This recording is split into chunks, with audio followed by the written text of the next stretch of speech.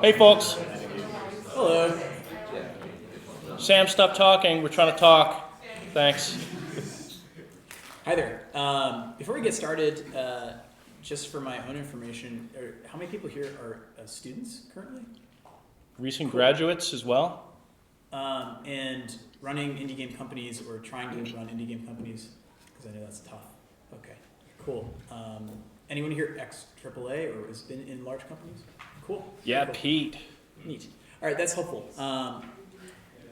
Some parts of this presentation, especially in the beginning, might be a little bit common sense, but the really crazy stuff starts to happen a little bit later, so we'll get into that. My name is Neal Laurenza.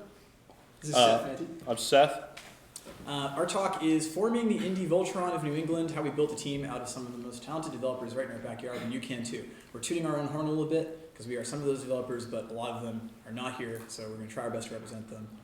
Yeah, we were supposed to be joined by our colleague Chuck. Unfortunately, he couldn't make it. He was going to drive all the way down from Ellsworth, Maine, but had something going on, so had to cancel last minute. Unfortunately, this talk would have been a lot better if you were here. Yeah, no. Just throw ourselves under the bus. Cool. Chuck is really the lead on the project, but we'll do our best to fill in. So before we kick off, we just want to comment that New England totally has the best teams. This has been proven. Yeah. Super Bowl champs. So who we are, normally Chuck would be here, so I'll talk a little bit about Chuck for a second. Chuck has worked on a bajillion games and was probably best known for his work on Myst, the original Myst as one of the lead artists, as well as Command & Conquer, in particular Barbarian Sun. And he's done work on a whole bunch of other stuff. He works for NASA sometimes doing sort of contract art. He worked on Babylon 5, huge projects. Since Chuck isn't here, there's some aspects of this that are probably going to be a little different of the presentation, but he is tremendously talented, and we're lucky to be working with him.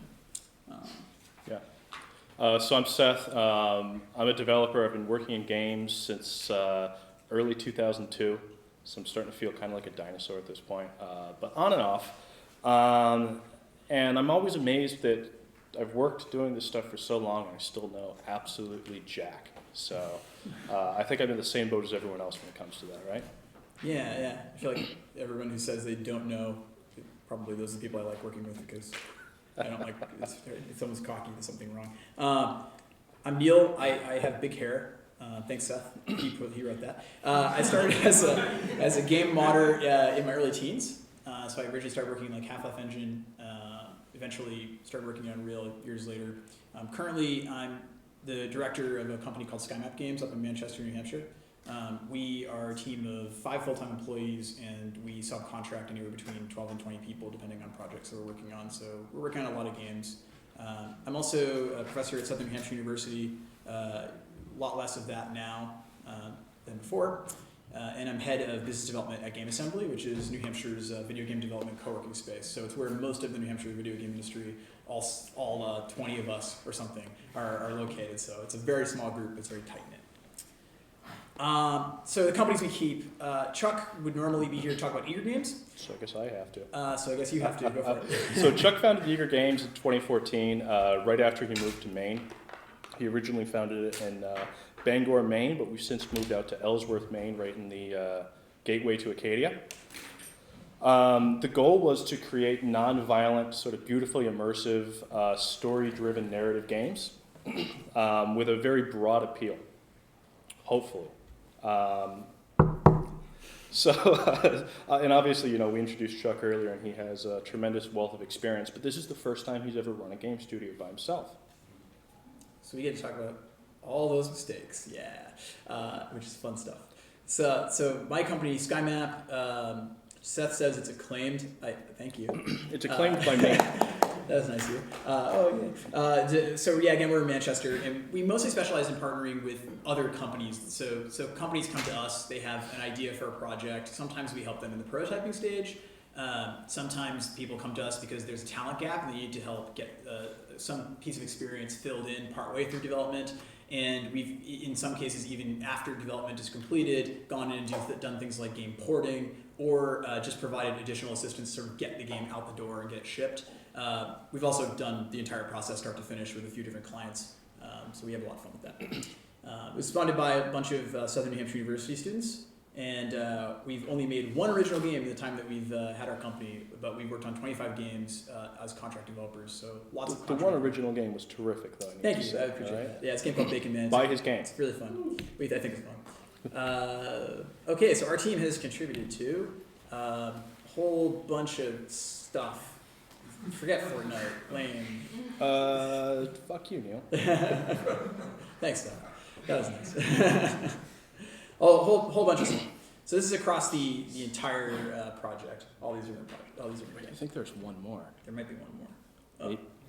I guess. Wait, oh, You how does really this work? like it. There we go. There we go. Hey, that's my guy. All right. So the project that we're working on is called Zed. Zed is a culmination of ideas that Chuck was envisioning for years and years and years. It's a non-violent adventure game. It goes through the dreams of a dying artist as he struggles to leave something meaningful behind in the world. And I think it's actually based on a lot of Chuck's personal experiences, if I'm not I mistaken. think it's based on more of his personal experience than he'd like us to believe. There's just a little bit too much overlap sometimes, but it's really interesting. He's one of the most experienced people. He is the most experienced person I've ever worked with. We'll be sitting down having dinner with him, and he'll be like, "Have I ever told you about the time that I knew this guy that created this comic that's that Marvel movies are now based off of?" Yeah, he does that often. Just the other day, he was like, "Oh yeah, by the way, I know the guys who made Rocky and Bullwinkle, and that did all this stuff." You're crazy. Why would you know that, Chuck? He's like, "Yeah, So he's a really cool guy. Yeah, so he's had a ton of experience. So this is We Seth tricked you. Seth is amazing. That's his beautiful. Nice job, Seth. Really good. And literally no one's clapping. Are you guys like all actual artists in here? Don't laugh at my art. Thank you, sir. Thank you, sir. We got to remember to give this gentleman a game. Yeah, thank you. Probably yours, so it doesn't no, come into the Steam budget. So we tricked you all to coming here by using the word Voltron. We were really, really proud of the team that we ended up creating talent-wise. But I think ultimately we got names, but names don't mean everything because these people aren't doing the majority of the work except Neal and I. But we got Chuck on board. Chuck was the one that founded the company. I joined shortly afterwards, and then we brought in our friend Joe Fielder, who's a terrific, tremendous writer.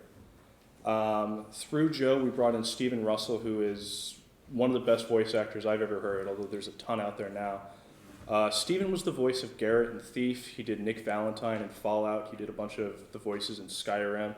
He's been in just about every single Bethesda game out there now and all of the Looking Glass games, and is still putting out just tremendous talent.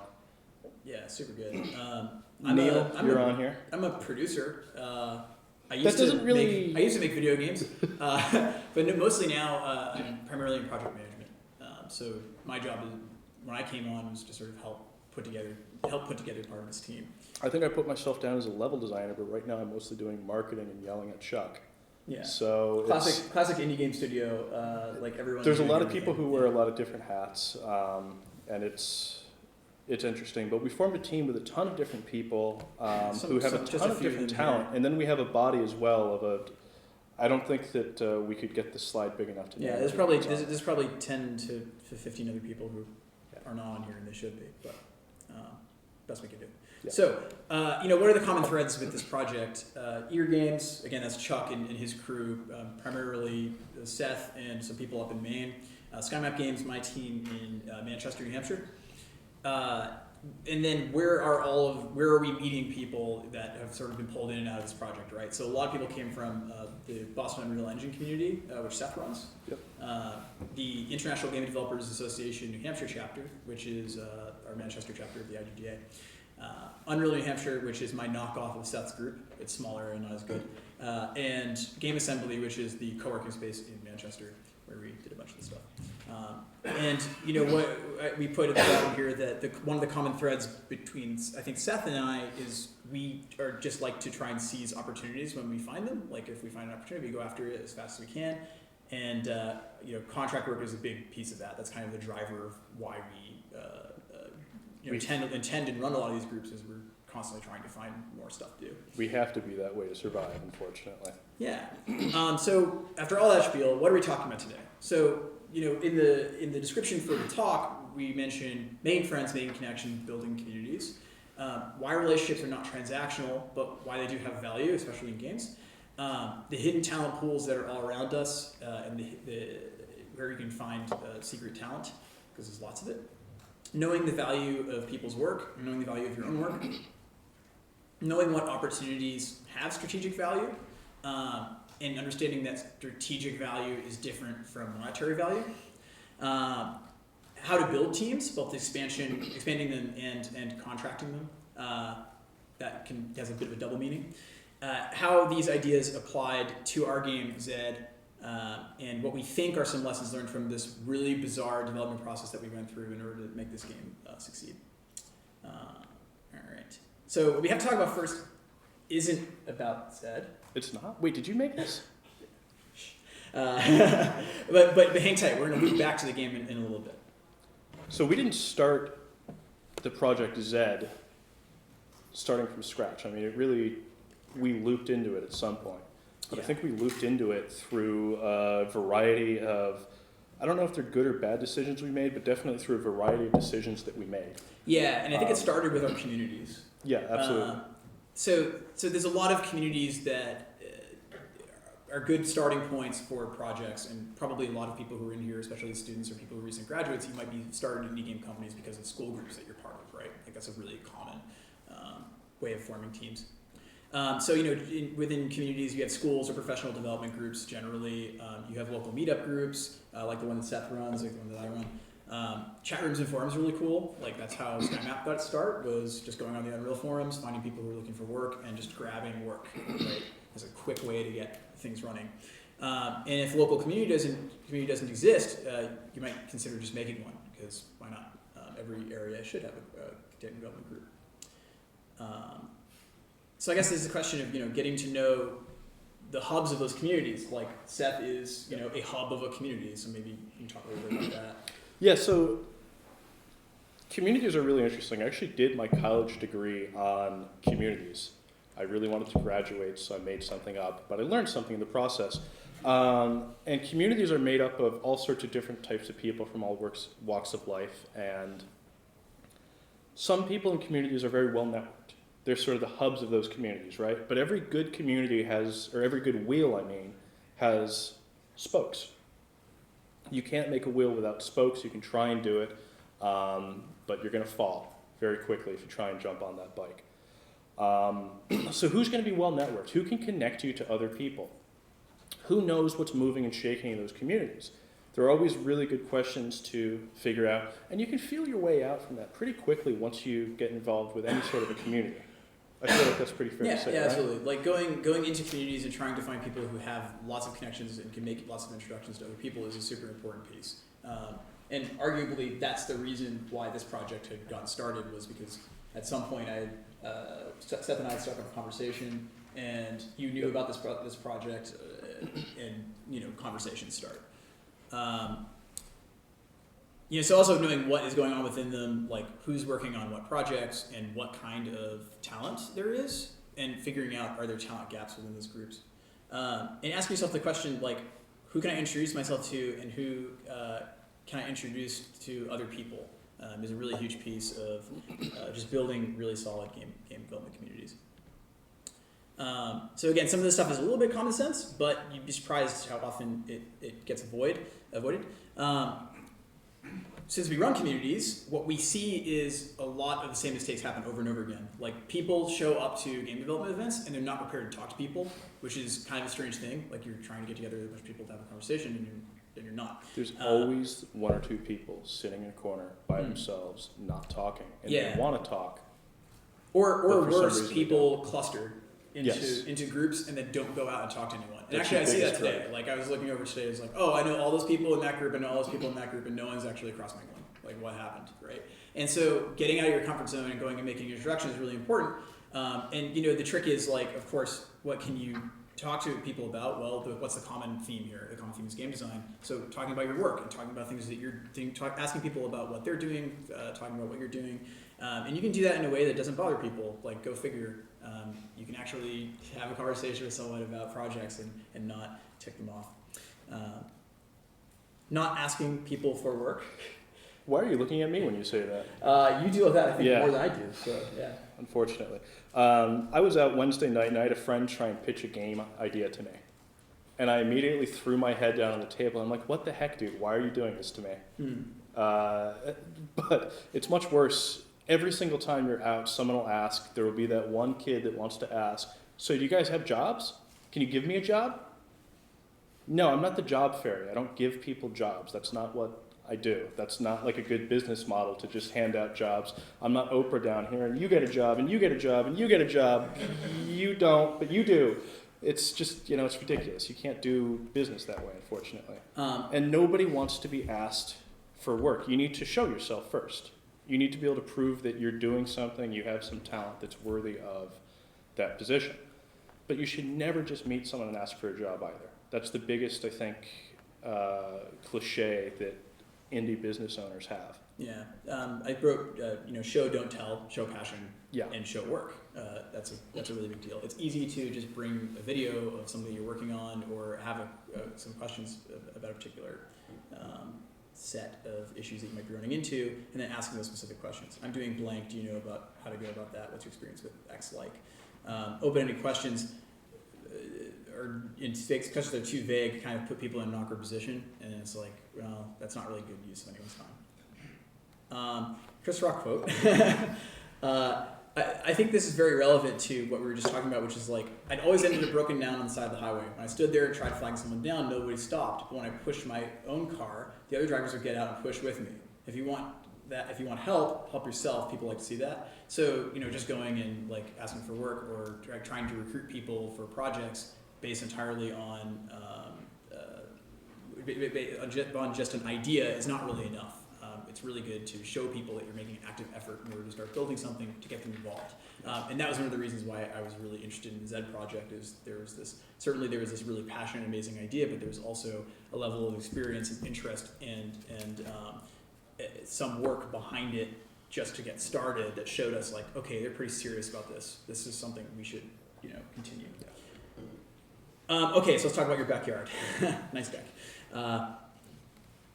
New England makes games, but not like California or Montreal. And what I mean by that is we can make games here just as well as they can, except that they're just have a lot larger of a game industry. And this is not a bad thing because there's actually hidden talent pools for projects all over the place, and you just have to know where to look. Fun fact, does anyone know like New Hampshire, Maine, and Vermont have really great game development schools and small, tight-knit, but highly active video game development communities? Probably a lot of people wouldn't necessarily know that because they think Boston is the main hub. Like this is where all this stuff happens, and MIT and blah blah blah, which is fantastic. But there are lots of people working in game development degrees, program degrees, etc. at all sorts of schools all over the place, and they love video games. They're passionate and they have energy and work to show behind it, but they're not here in Boston. So recognizing those other hubs is really important. You wrote to take a swipe at Connecticut. I wrote that? Hey, Shuck must have. Must have been Shuck. You jerk. I think the other thing is mentoring and fostering talent. So networking with local colleges, especially ones that don't necessarily have a tremendous amount of exposure, is a really good idea. So Becker is very well known. MIT is very well known. Those are great schools, certainly, but there are actually other schools that have game design programs that you could probably get introduced to and really hit it off with lots of people. College professors know who the top students are. This is just a little fun fact. So if you're talking about recruiting younger talent for mentoring specifically, those are really good people to know. So you should totally talk to people who are in the university system and find out like what are people up to, what's the school working on, what are they teaching, those sorts of things. Yeah, there's a difference too. Talent matters, especially in things like art. You can find people that are incredibly, incredibly talented, but they don't have that level of experience. Once in a while, you can take a risk on these people, especially if you're just starting out. You might be working with someone that's just as talented as Chuck. It's probably not likely, but 90% as talented as Chuck, and they don't have the experience. Maybe it takes them a little while longer. Maybe you can help guide them along the way. Maybe you can have them partner with other experienced talent. Right. But in the end, by the time you're halfway through your project, they're as good as someone else. So the unique advantage of being in New Hampshire is when we're recruiting people, we can just go have a conversation with the local college, because there's not enough developers in our area to be able to pull experienced people all the time. We can have a conversation and say, hey, who are some of the hardest working students that you have? I don't care about necessarily top talent as much as I care about how motivated are people to really learn something. And often those are the people that we pull into projects, and we sort of have them come to us, and in some cases we're their jumping off point, which is okay.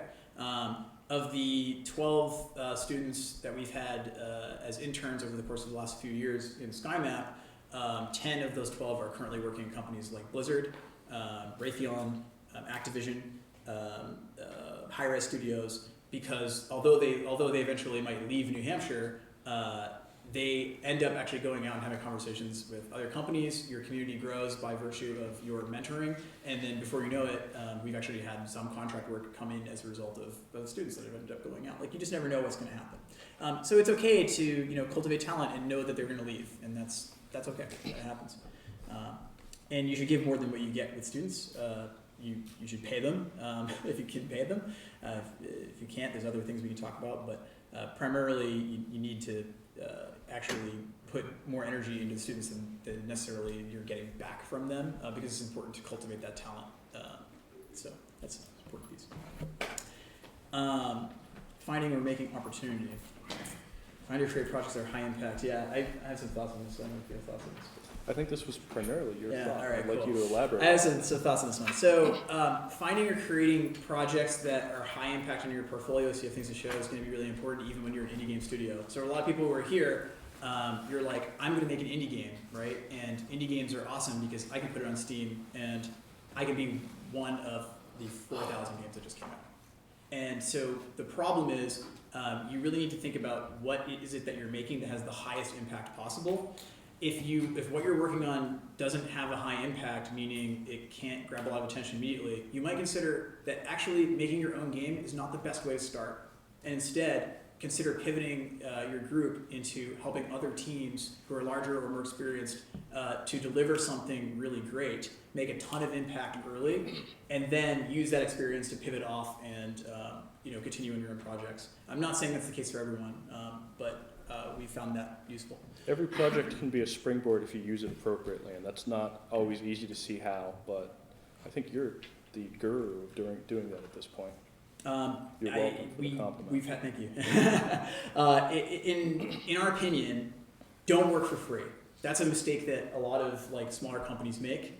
But do know when an opportunity is worth a time investment and an energy investment. Favors are not a bad thing, as long as you're not getting ripped off or undervaluing yourself. So what I mean by that is, often SkyMap or Seth or any of the people, or Chuck especially, we go and we help other game companies and we do favors for people. And that actually ends up being a really valuable thing. It's an investment of our time to help some people that we really appreciate, and certainly gaining credit on a project does help.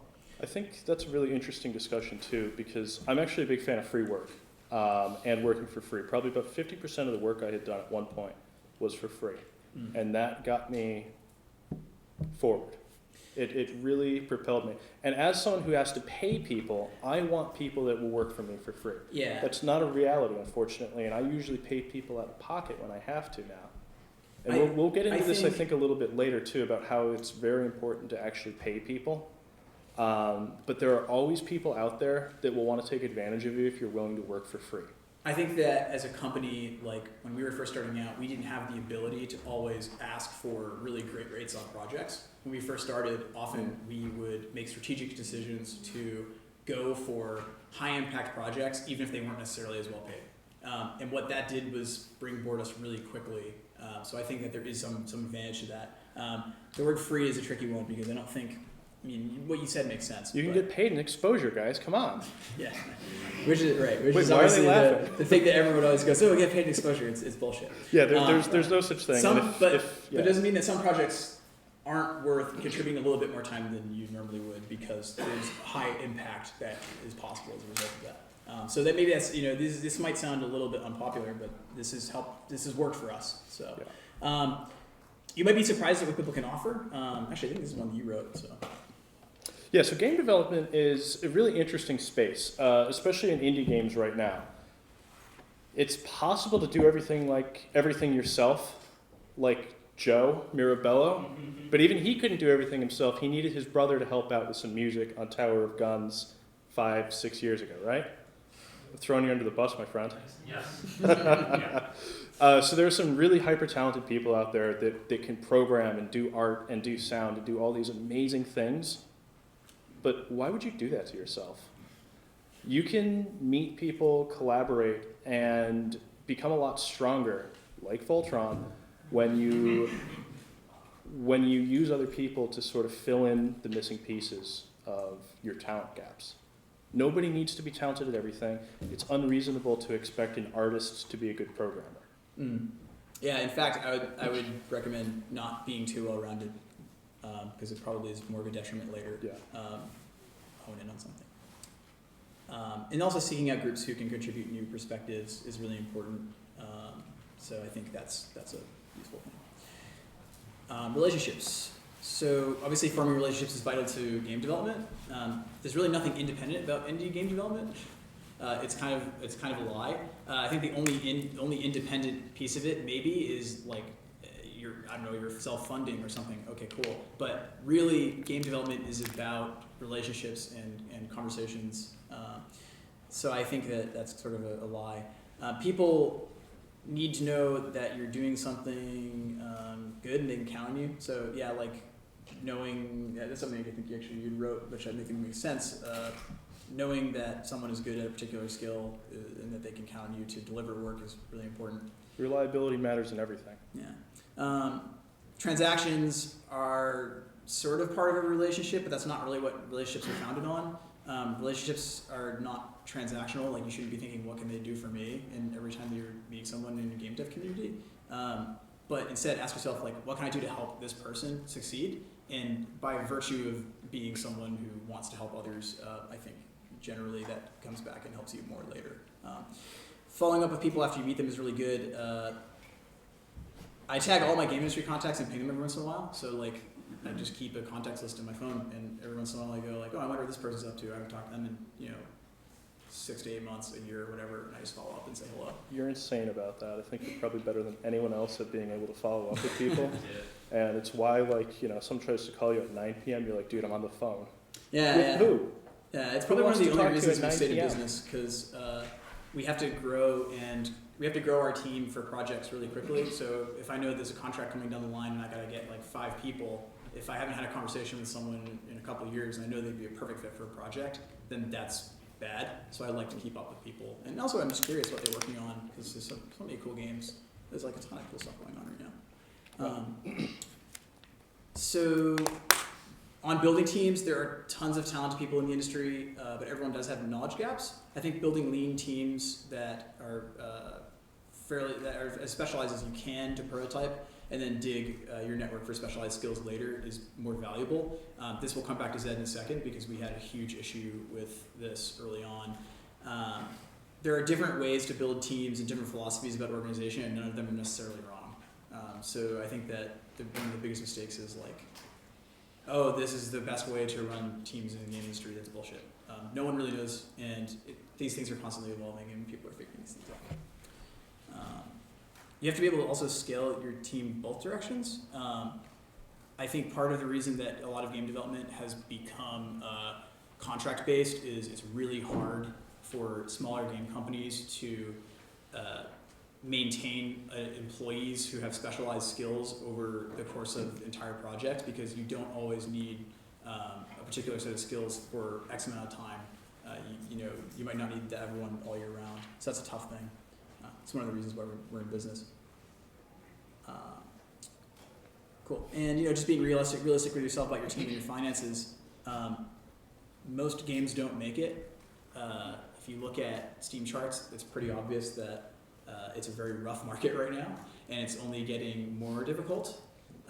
So when you're having a conversation with people about finances, don't just be like, I'm going to give you a rev share of this project, because that's probably meaningless if the project has very little chance of success. and instead ask yourself, is there another reason why we're trying to make this game? Is there a strategic play that is more valuable to our group? For example, Zed for SkyMap Games was a strategic game. We were not in it to make a lot of money, and actually we probably maybe broke even on that game. But we'll talk more about that later and why that ended up actually working out really well for us. Yeah, I'd argue that this worked out okay for you. It worked out great, Yeah. but it's a risk. Okay, so now, how does this apply to Zed? Where's the Indie Voltron we were talking about at the beginning? Okay, let's talk about phone calls. So, the way that I got started on Chuck's project was one of the most interesting things ever. I had seen that he was working on this thing up in Bangor, Maine. And I said, well, gee, I'm kind of like the community spokesperson for Epic up here in the New England region. Because at that point in time, you weren't doing Unreal New Hampshire. You didn't start that up till 2016. Correct. And I said, well, geez, there's this guy up in Maine. We don't have any groups that far. I'm already talking with people up in Portland. Let me give this guy a call and see what he's doing. So I call him the day before his birthday, and he starts telling me about all this stuff. And that translates into his needs almost immediately. And I'm like, well, gee, this is all stuff I can help with, but I'd love to have you come down or me come up there and see what you're working on.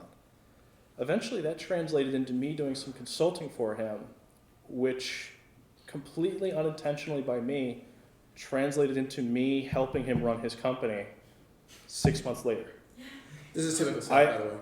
Yeah. It is sort of typical for me. It's But typical stuff. yeah, so he asked me to join some meetings, and then suddenly everyone on the team was like, oh, okay, so you're running the company for us, cool. Surprise, surprise. Which people still think, yeah. Yeah, jokes on that. It's Right? basically true.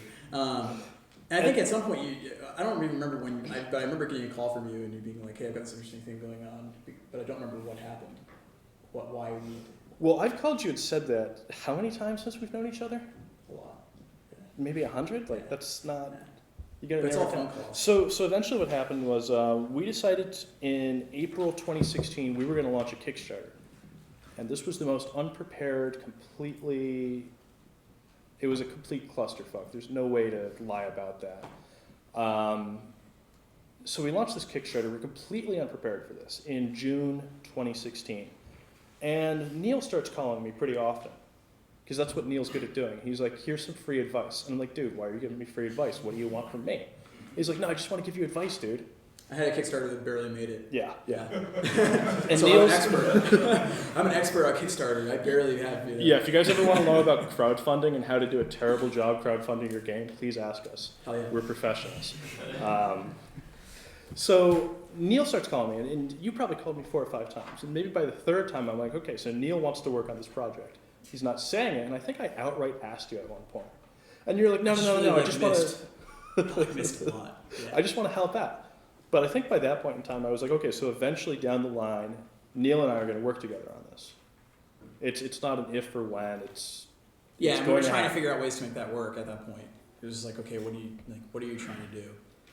Still trying to figure that out. Still trying to figure that out. But we were both in a position that we could actually start to help each other. Yeah. And I think that one of the things was like, I really wanted to help out. I didn't know exactly at that point what I could do. I didn't know if they were going to need a dev team or not, or if I could just help them with getting their Kickstarter out, or what the deal was. But I wanted to help. We talked all the time, and Seth was just letting me know like what's going on. Here's this, that. And I was curious what you mean networking is everything, but only half. Networking is everything, guys. The end. But it's really only half of everything, right? So who you know matters, and what you can do to leverage your connection matters. What can you do to get yourself out there? But being able to network is, like I said, it's half of everything, because what are you able to do once you've networked? You can network with people, but are you willing to help people? Because if you're not willing to help, you're useless. And I mean that very, very seriously. I don't mean to be, no, it's true. And most of what I say is me. I've really been toning it down for this talk. Yeah, but if you're not willing to help people, what are you doing? You need to both help and be helped in this industry if you want to survive. And if you're not willing to help, or humanity, you don't really deserve to get help either. Yeah. But it's that willingness to help that Chris Rocket pointed out too. When his car broke down, he broke his car down a lot of times on the highway, didn't Yeah, he? You think he'd learn after a while. I guess he broke down a lot. Yeah, maintenance is everything. But there's also got to be motivation behind this, right? So like, my motivation was really stupid. I just really love Myst. I have pictures of the game Myst hanging on my living room wall. It's my favorite game of all time. And so knowing that Seth was working with the guy who worked on Myst was like, even, oh, it's so cool. I want to work on that. Like, I want to be involved in that in some way. So I think I met Chuck through Seth, of course. After all these phone calls, we finally got together and had a chat. And then I invited Chuck to come speak at the International Game Developers Association Hampshire chapter. Mouthful. And we hit it off. Like, we just ended up having dinner, had a conversation. It was really awesome. He had engineering problems. We can help. So can we fix it? Yes, we can. So for me, I'm really unmotivated when it comes to games. I'm probably the most negative person out there, and I like that. I'm really happy with that. I'm a curmudgeon. By the time I hit 70, it's going to be great. I'm going to really, grow into my own skin there. I really like the challenge of bringing people together and sort of tackling a lot of the problems in game development. That's where the fun comes from. It's where 100% of the frustration comes from, but that's really where the fun comes from. If everything goes swimmingly, it's kind of like, what's the point? Why are we here? What's going on? But seeing projects, especially like this, evolve from sort of start to finish, where something was nothing and now hopefully we're going to release a project this year, it's pretty great. There's a lot of various and incredibly complex problems in games, and all of them are very simple. I think if Chuck were here, he would say that he's always been a creator, but he's always worked on other people's games. He thought it would be the right time for him to make his own game and without having to answer to anybody else. But I think there's actually another component of that too, which is that Chuck had, part of the game is based on some experiences that Chuck had with a close friend who had passed away. So part of it is also like, there's an emotional tie to his project that I think he really wanted to see it succeed as a result of. And I was very taken aback by how strongly he felt about that, and I thought it was actually quite beautiful. Yeah. It's compelling.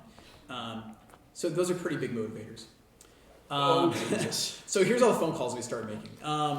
So we had to build a team, and we had no idea.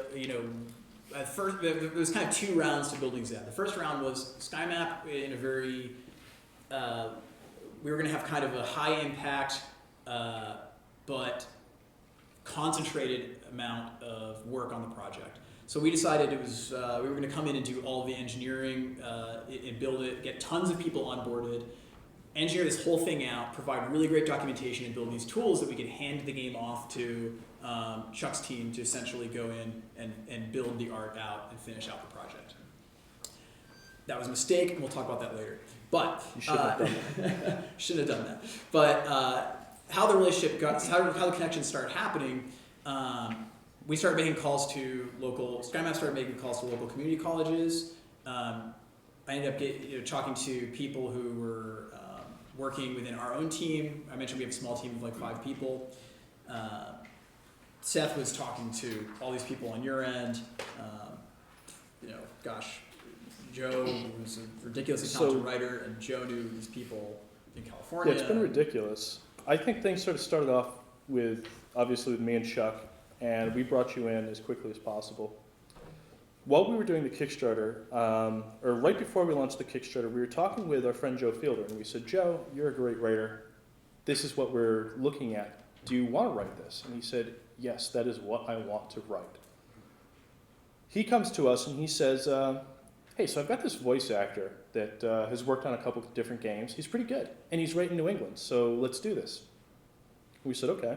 So it turns out it's Stephen Russell, and it turns out Stephen Russell is pretty freaking good. Eventually, Joe left the project.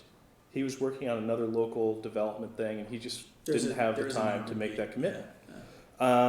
So he brought in his friend David Chen. David had worked on Metal Gear Solid 5, and he worked on a great indie game called Narcosis, which was a sort of horror thriller type game.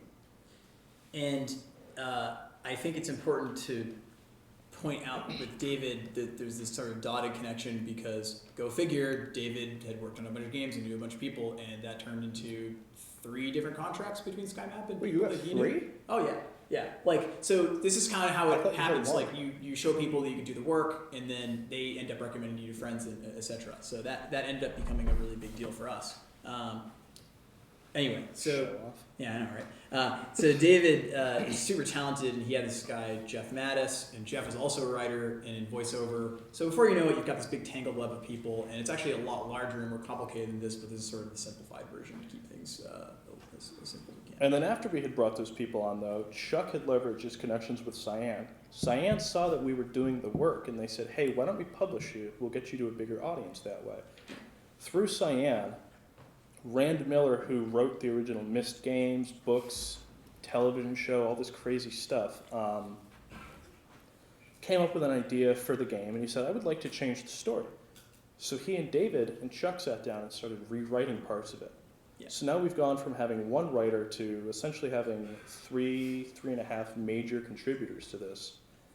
And our Voltron gets bigger and ends up having more arms than a Voltron should have. Yes. So So the first team that we built out, this was the sort of failed team. So I think this is an interesting lesson that I'll mention in this one. Chuck has a batch of financing from some private investors as well as his Kickstarter. This is before Cyan, before all the other stuff that was going on. And he hires as full-timers a couple of artists, one of which was someone who I knew from Southern New Hampshire University who had just graduated, so he goes and works for him full-time. He's super talented. What I call script kiddie, someone who's really good in the engine, but is really good with Unreal blueprints, but not necessarily like a hardcore C++ programmer. well, someone who had no program experience before this, actually. No, some, but not much. Yeah. Not, negligible, basically. And they had in their writing. Is now And doing a then terrific job. SkyMap's team, we onboarded. We had our lead engineer take over, and then we onboarded a couple of junior programmers. Basically, just paid them out of pocket just to get started. And then I was doing project management. We had all sorts of sort of miscellaneous help. And the problem is that we did this thing where we built all these systems up, made all this great documentation, handed it off, except Chuck, when Chuck's team received it, you'll notice that's like a very skeleton crew, right? So how are we handling getting the voiceover into the game? Who's doing the audio design? Who's the level designer to actually make this stuff work and like not overbloat the game with polys and high textures and all this other crap? Where's the management? And as a result, there was a collapse. So the first version of the project actually we had to dump, and then SkyMap ends up getting a call. Hey, this is months and months later. Hey, there's a problem. We need you to come back on board. So at this point, we form a new deal. Part of the new deal is we have to go find a publisher. So we have to actually get this funded more than the Kickstarter and the private investors were able to put in. So we started to source a new team. So the new team, using the strategies that we talked about earlier in this talk, way more successful. We carefully picked our team. It was a lean team. We were leveraging all of the connections that we get between Chuck and Cyan, which was a lot. Yes. We looked for that hidden talent that we were talking about. Chuck had a local theater group that he started leveraging for more voiceover. I went to SNHU and started grabbing, I started asking the professors, who are your top students, right? Like, we're going to pull them in as junior programmers. We're going to get them trained on this project. And it actually worked out really well. The project was broken, but it could be salvaged. So we could take all this artwork and all this stuff that's already been done in the first iteration, completely gut it out, and then sort of start a new project and rework it. Hence, the Chris Rock quote, we were able to show that we had something there. And then when we approached publishers, we had three different publishers that were like, yeah, actually, we'd be willing to make an offer on this because we can see that you have a really good strategy moving forward and you have something there. We see you pushing that car. Like, we see you're working on this. We'll come in and help you get this thing over the hump.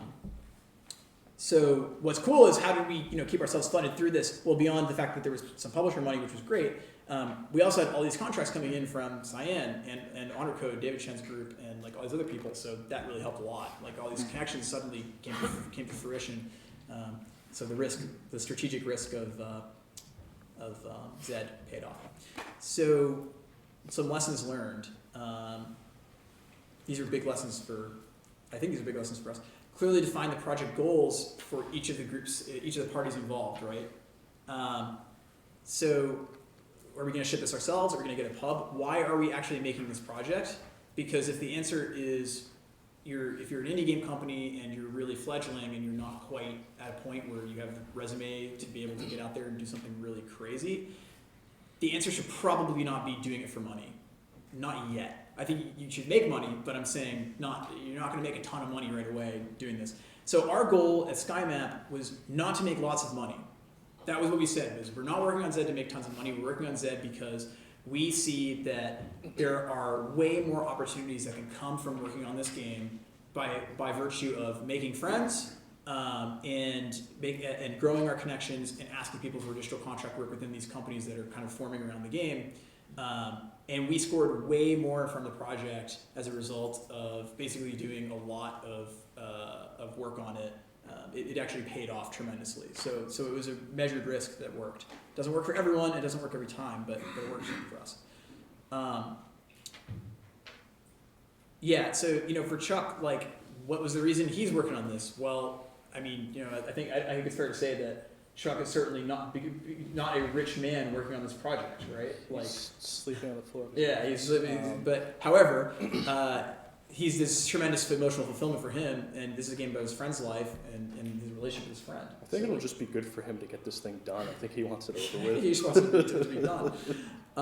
Cyan, the publisher, gets a really unique narrative game that fits perfectly with their new ventures project. So like for them, it was a win because here's something that we can come in and help out on. We know Chuck. We know Chuck's capable of doing the work because we worked with him before. And man, doesn't this line up perfectly to be able to fit within this idea of building these great narrative games. Well, we actually convinced Cyan to create a publishing arm for this game. Mm-hmm. It was something that they were mulling over, but we said, you know what, like, it's time to make this happen. Yeah. So The I timing think was good. that allows them to branch out, and I think it's going to be good for indie companies in general. They're going to make money, they're going to fund more projects with this. It's going to be able to create a little stopgap for them between the projects that they're coming out with, Yeah. which are fantastic, by the way. And I think in general, it's good for the indie community. I hope. Yeah, I think so. I think so too. I think it's really good. We need more narrative-driven game publishers. And I think another lesson we learned was scale teams based on need. The first iteration of the project had terrible bloat, and we had this issue where we had this script kiddie who was on the project, and he was really smart and wanted to do all these different things, but as a result, because his focus was pulled in all these different directions, like I came into the project and why is the programmer doing level design? Like he's not good at this, and where's the project management? There's no one sort of figuring out where the steps had to happen in order to get the game from one place to another. Instead, just find people who are really, really motivated that fit a particular need, and start them on small tasks. And then, here's $100. Can you do this really simple thing for us? Just show us if you can do this. If they knock it out of the park, you can scale their work from there. And then before you know it, a lot of those people who end up doing work there, they go off and get jobs, which is great. And your friends are your friends' friends are your friends.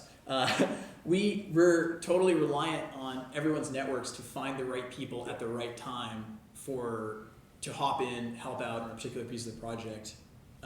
And we trust each other's decision making. To a point. And that helps with growing our team, scaling our team, and eventually collapsing our team. Yeah, if we say, hey, we have a good project, we have a good person for this, I don't think you've ever said, hey, there's someone I want to bring onto something, and I've been like, dude, we should do a code review first. Yeah, it's if you have someone that can do it. That's lame. Yeah, it's really good. And Neal needs a haircut. What a jerk. Yeah, who would put mean comments about other people in their slides? I do. I'm going for the Jan Brady look, the little swooping back. All right. I don't know if you need this for the next one.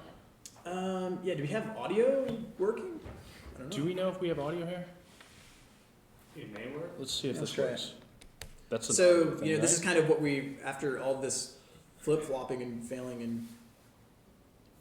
Thank you. Do we not have a? Is there anything you can do to fiddle over there? Right. Okay. Are you plugged into HDMI? I am. It's a Mac, so no, maybe. Next to the microphone. Yeah, I think this microphone is for the Twitch. I can just also try blasting this worst case. But. Yeah. Yeah, because it's plugged into this here. I don't know. I so- thought this was something. It looks like it's an audio thing. Yeah. We'll see if we can get it to work. I don't know how technology works. Me either. That's fine. We'll just disconnect this, and all I'll do is just crank up the. Okay. I'll just crank up the volume on my. No, no worries. We'll make it work. It's comprised of three aspects: encoding, storage, retrieval. Encoding, the acquisition of information. Storage, packing it piecemeal throughout the brain. Retrieval, accessing that information. Your father's problem, retrieval. It's there, he just can't reach it. What's happened to me? Is there anything we can do? Some games have proven effective in preserving cognitive function, even untangling recollection, especially if there's a goal.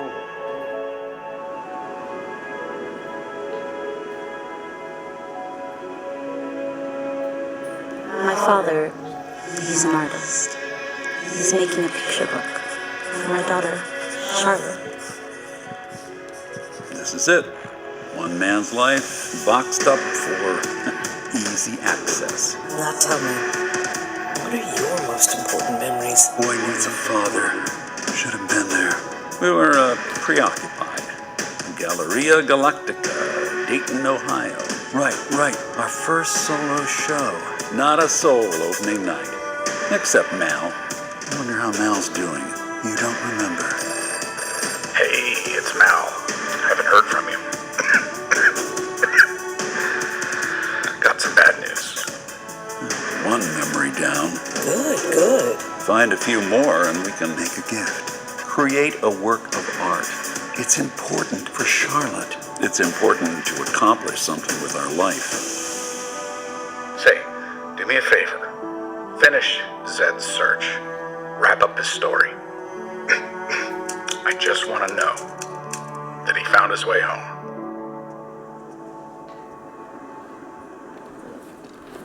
So this is actually an unreleased trailer. It's the first time we've ever showed it to anyone.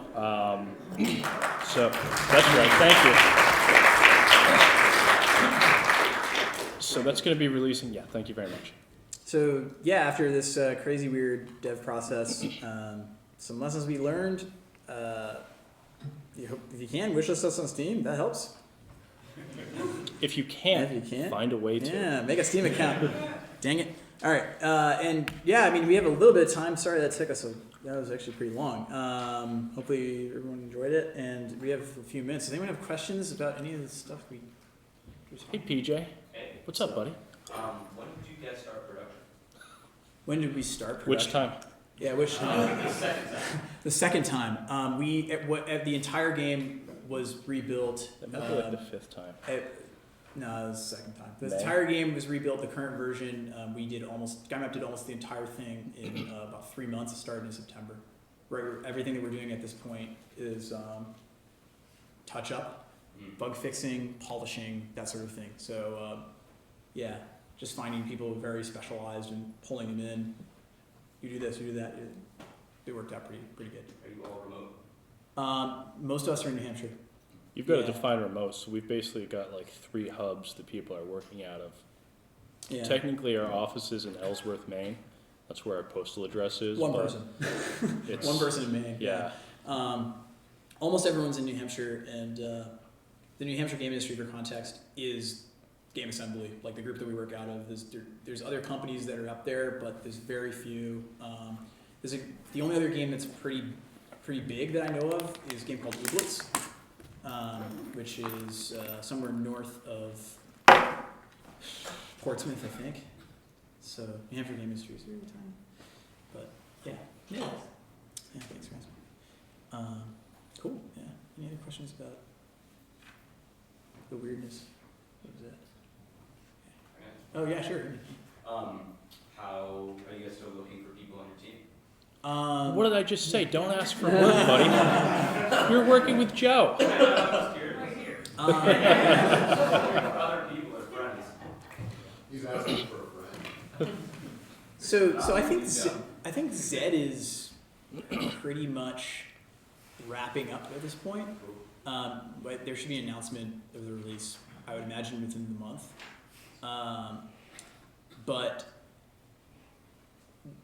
Seth knows I'm about to a hit lot you. of projects, so I don't know. Like, you know, as much as I'm not giving jobs to people. Anti everything that you were saying, but I gotta give yeah, it time. SkyMap's always looking for people. Like SkyMap in our group, we scale up and down on projects a lot, for better or for worse. But yeah, so we're looking around usually. What are you guys looking for primarily? Mostly programming. We do a lot of work with programmers. Yes. This is kind of a personal question. Do you know of any like communities or like meetups that are in the Boston area? That's totally, yeah, Seth One or knows two. all those, yeah. Which The ones? Boston Unreal Engine meetup meets the last Tuesday of every month. There's the Boston Unity Group, Boston Indies, which sponsors this great event. The website meetup.com is really great because I'll just go on there if I'm looking for groups and just type in gaming or game development. And I think all of them come up, but Boston Indies is a really good one. Boston Unity Group's good. Nah. He doesn't like Unity. He's all about Unity. Yes. Can you speak to working with students if you are able to pay them at this point? We pay all our students, so like when we have people come in on a project, they. Oh yeah, no problem. Oh, okay. We're often. Yeah, anyone who comes on a project, no problem. Anyone who comes on a project is paid. So, in some cases,